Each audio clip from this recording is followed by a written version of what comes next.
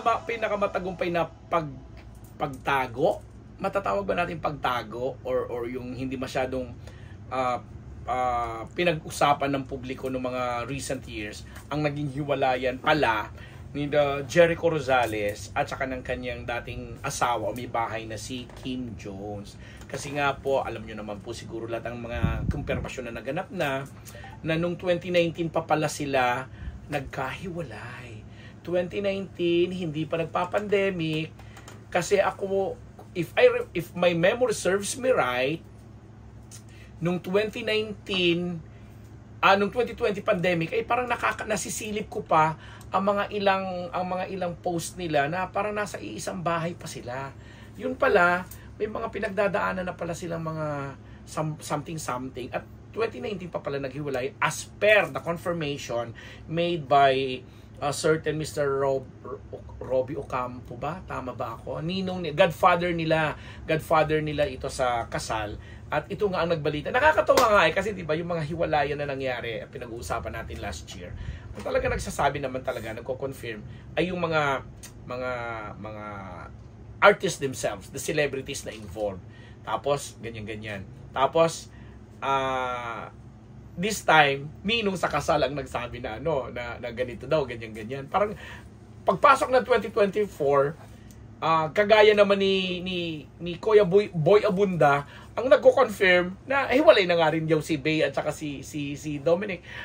Natatawa ako na sa daming invested sa mga breakups, hiwalayan at kung ano pa, talaga siguro yung nagbabago na rin or baga nag-evolve na rin yung usapan tungkol dito. Kasi nga, ito palang si Jericho at saka si Kim, 2019 pa, at naitago nila yun sa mga kagaya po nating Marites. Sa mga kagaya nating Marites, sa mga kagaya nating alam nyo yun na may hilig sa ganyang usapan, and yet matagumpay. Gusto ko silang palakpakan doon,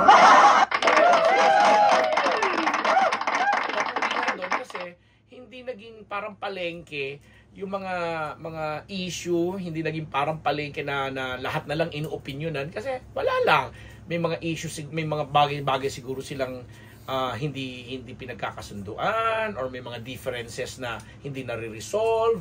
Kaya kaysa magkasakitan pa or mauwi pa sa kung saan, might as well mag-separate na lang ng kanilang mga landas. At napagtagumpayan ito ni Jericho na nang walang kung ano-anong batuhan ng mga pangit na mga salita, kumbaga yung mga dirty linen nila na hinugasan sa publiko na kagaya na po, with all due respect again, sa mga nakikita nating naghihiwalay, nagbe-break kasi kanya-kanyang ang tawag doon, paringgan, mga patutsadahan, mga batuhan ng mga kung ano-ano, na kahit hindi nanggagaling sa mga mismo celebrities, yung mga kapamilya nila, kaanak nila, yung mga katrabaho nila, yung mga nagmamanage sa kanila, yun ang mga nagbibigay ng opinion. Kaya yung mga citizens or netizens naman, lalo yung mga aktibo sa social media at mahilig sa showbiz, kung ano-ano na rin po mga binibigay nilang opinion, kung ano-ano na rin mga panggagatong na ginagawa nila.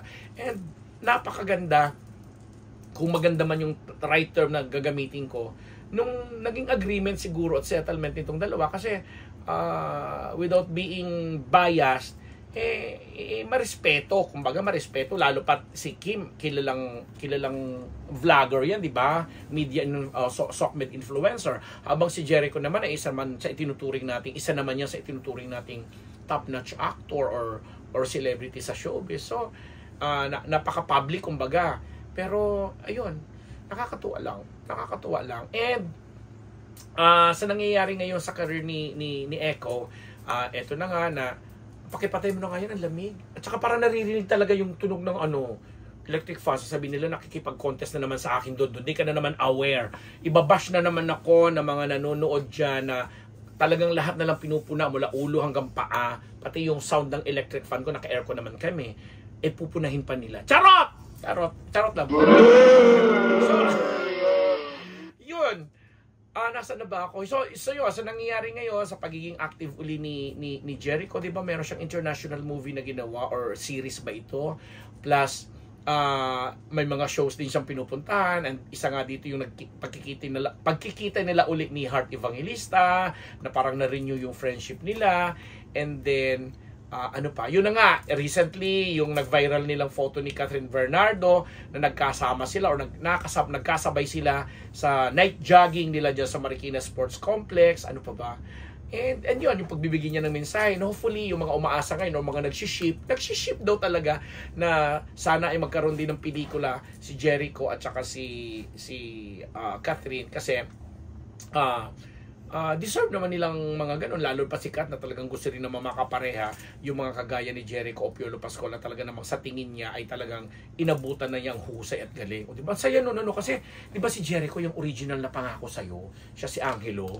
Tapos dun sa nagkaroon uli ng parang remake, si Daniel at saka si Catherine, yung pangako sa'yo, di ba?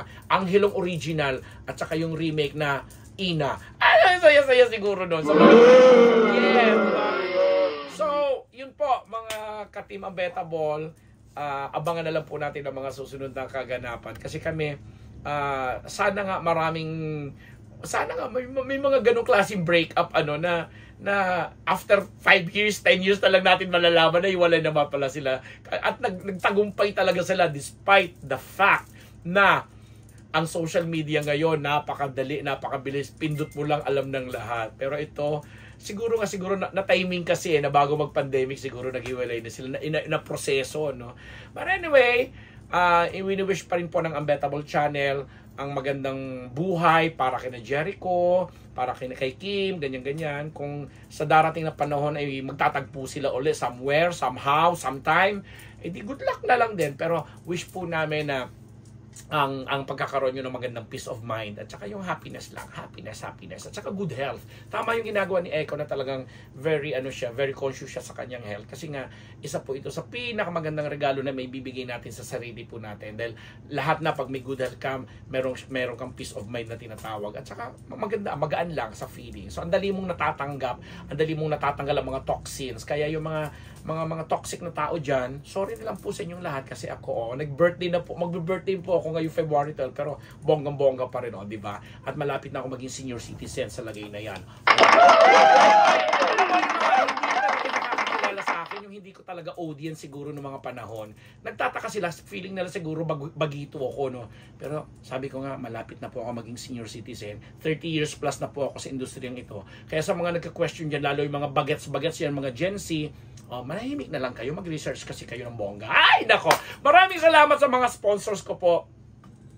Ang Ideal Vision ni Dr. Jessica D. Faces and Curves ni na Dr. Jerry Recasata at Dr. Sheila Recasata, mga kapamilya ko sa Faces and Curves, si Kuyang Rene De Leon, si Tito Manny Garcia, pati na rin po si Mayor Sherry Sampal, ayan, mga ano ko yan, si Mayor Gemma Anghoko, na may time sila para mapanood ito, ha, pati na rin si Mayor Ariel No ng Jose Panganiban, Cam Norte, sino pa ba, mga kasama ko sa volleyball, ang mga ka-station, mga Santolan Station group ko, si Chino Trinidad, ang kanyang may bahay na si Bobs, di ba, Christina Trinidad, si Erel Kabatbat, pati na ang kanyang wife na si Attorney Pia Kabatbat. Di ba, taray ko lang, ang dami na ngayon mga bagong ng Unbettable Channel. Pati na rin po sina Mama Shakeable Revilla na regular na po yan. Si kapatid na Lala Honor. Marion, congratulations sa yung upcoming concert dyan sa Viva Cafe kung saan magpa-front act ang anak ko pong si Niyong.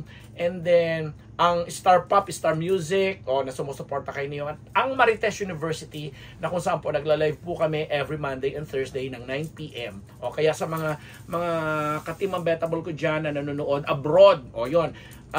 February 20 to 29, nasa USA po ako. New York, New Jersey, Connecticut, Washington. March 1 to 15, nasa Canada naman po ako sa Toronto, Mississauga, and Ottawa. Di ba? Hindi ko na magkita-kita po tayo dyan. Subscribe po kayo sa akin. Maraming salamat po. Mainggit na mga maiinggit. Thank you and bye.